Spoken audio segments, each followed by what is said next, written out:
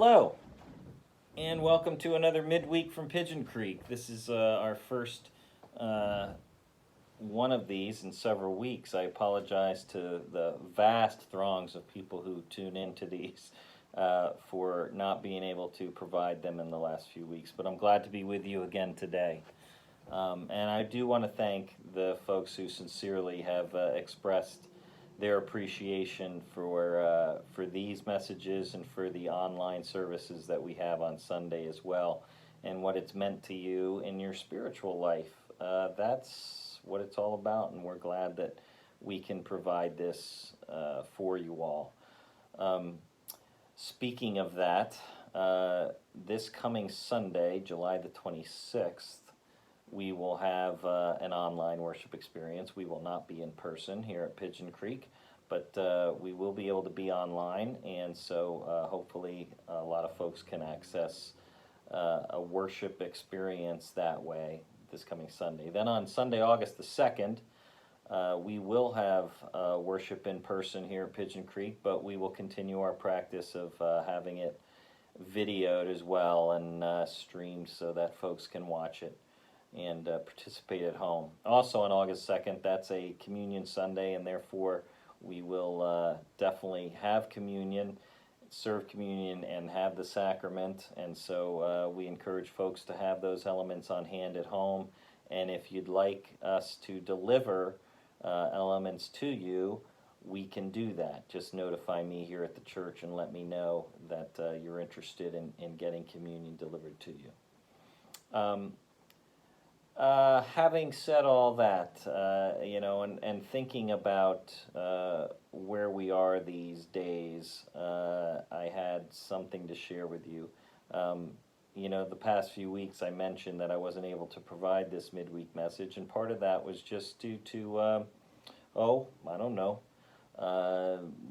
the nature of what life has been like for all of us, which things tend to get away from us, and we are trying to get into a new routine, and then something else happens, and so it's always new and always different, and things are changing so rapidly day to day. New and different and conflicting information gets thrown at us, and we are left to our own devices to decide what's true, what's not true, what's real, what's not real. It gets to be burdensome and tiring at times, doesn't it? And I feel that that's true not just with information and things about this pandemic and about COVID-19, but it's true with much of our lives. I think in the past couple decades, we can all agree that it's been fairly remarkable to note the changes that have taken place as far as recommendations for what's healthy and what's not healthy in our diets, and with different regimens that we could use to either lose weight or somehow gain better health for our cardiovascular systems, or whatever the case may be. There's just been a lot of changes and a lot of different recommendations over the past years as far as what's really healthy for us. So again, what to do and what to trust, and so we continue to navigate our way through our lives, trying our best to figure out what's easiest and who's best to trust in this day and age. And one of the things about navigation, which I know you know is true, and so I don't mean to state the obvious, but the best way to navigate, especially on the open sea, is to find a fixed point and be able to find our bearings with that fixed point, and then we can find our way. And I think our culture these days and given our media and the way information is presented to us, we find and discover that it's very difficult to find a fixed point, to find a real truth with a capital T in the midst of that. Which leads me to Psalm 25, which David wrote a very, very long time ago, but pretty accurate words for today, too. Here's what he wrote. To you, O Lord, I lift up my soul. In you I trust, O my God.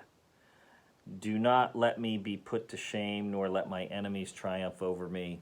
No one whose hope is in you will ever be put to shame, but they will be put to shame who are treacherous without excuse. Show me your ways, O Lord. Teach me your paths. Guide me in your truth and teach me, for you are God, my Savior, and my hope is in you all day long. Remember, O Lord, your great mercy and love, for they are from old.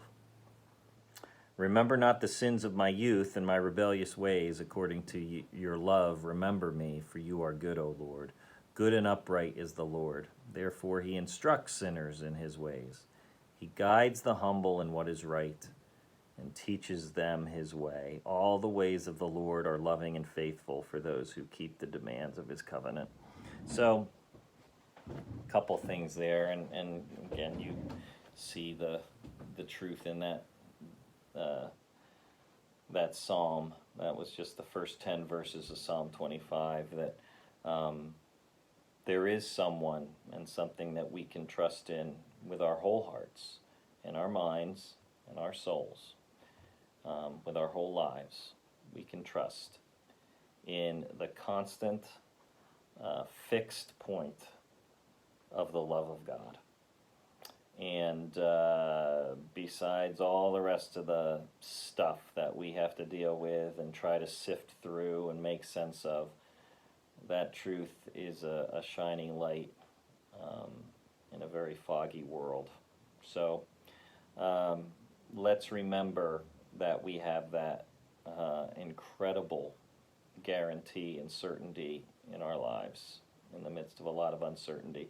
The other thing I noticed was a couple points that David says that, he's a sinner, and he's so thankful that God still kind of protects him and provides for him and leads him and guides him, even when he knows that he's hasn't always been the most faithful of followers to God. And I think that's such a comforting thought. I mean, I know it is for me, and I'm guessing for many of you it is too, that that fixed point on the horizon, even if we're going in a much different direction and we stray and we decide, oh, maybe over there would be more interesting. If we turn toward that fixed point again, we can navigate our way back, and God is always going to be there for us. That image of him with his arms outstretched for his prodigal son, that is a true image of who God is and the way he's going to treat us, even at times where we tend to lose our way. So, that's the midweek from Pigeon Creek for today. I hope and pray that you're doing well. And I will encourage folks, whether you're a part of the Pigeon Creek membership or you're just a friend of the church or you're someone who's tuning in for some other reason, and you find yourself in need of some prayer or support, and or there's someone in your life that could use some prayer, please share that with us, because I will say one thing about the congregation at Pigeon Creek. They are a praying church, and they love to pray for people, and they've done an amazing job at that.